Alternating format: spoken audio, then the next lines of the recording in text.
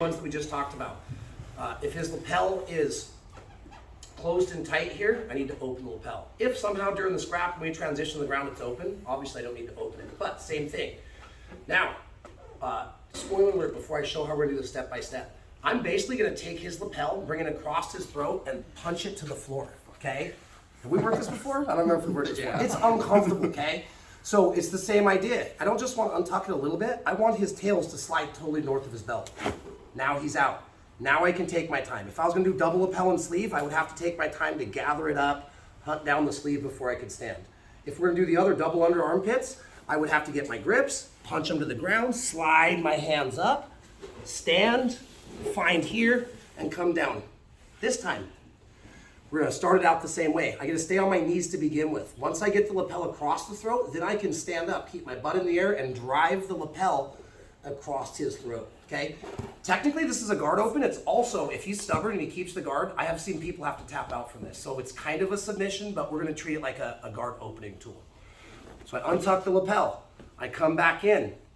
Now I'm gonna switch my grips. Rather than being thumb up in the grip, I wanna go thumb down so I can use my tricep.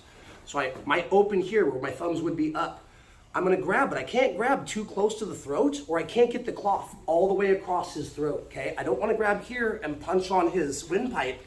I wanna get lower so that I can bring this extra material across his throat. So I want my hand to be across his throat and I wanna get it, try to get it past his ear. So I open. Now I might need to switch. I'm gonna roll my hand to where my thumb is pointing towards I have a closed fist, but I want my thumb basically pointing back towards me, okay? Now, don't get off your knees yet. I'm gonna take this and punch it across his throat and start to bring it down. Now, just like when we did the double armpits where I can put my pressure on my hand as I stand up, I can start to push, stand up, and I'm gonna straighten this arm and I wanna punch this arm towards the ground. If it's too tight here, I can always loosen up, get here, bring it under his throat, punch it down, get my hips in the air, and start to work on the knee, okay? Boom, I'm punching heavy on this hand. Now I can open the knee, and I can continue with whichever pass is the most applicable. So again, open the lapel. Different players are gonna have different size of gi tops and different sizes of chest, so we might have to play around with it. Maybe my hand is down here on some people.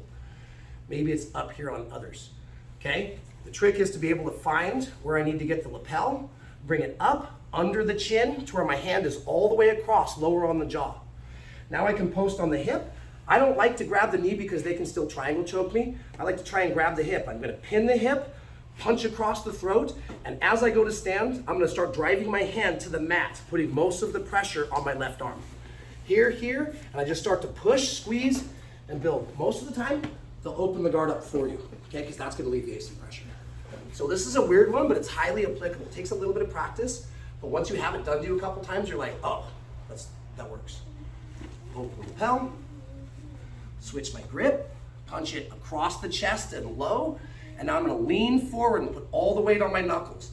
It won't get there, but I'm trying to punch my knuckles to the ground. Post the hip, stand up, start to push the knee. See Adrian's face? It's not comfortable. Now I can continue on with my passes, okay? Go ahead and play with this, because this is a feels like one.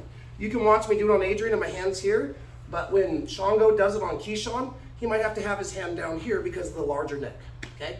Play with this a little bit. I'll put time on the clock, but here's what I wanna see. I wanna see him get at least 10 reps in, and his partner get at least 10. So you can split it 5, 5, 5, 5, and go 10 and 10. Let's see if we can make this work. Ready? 1, 2, 3.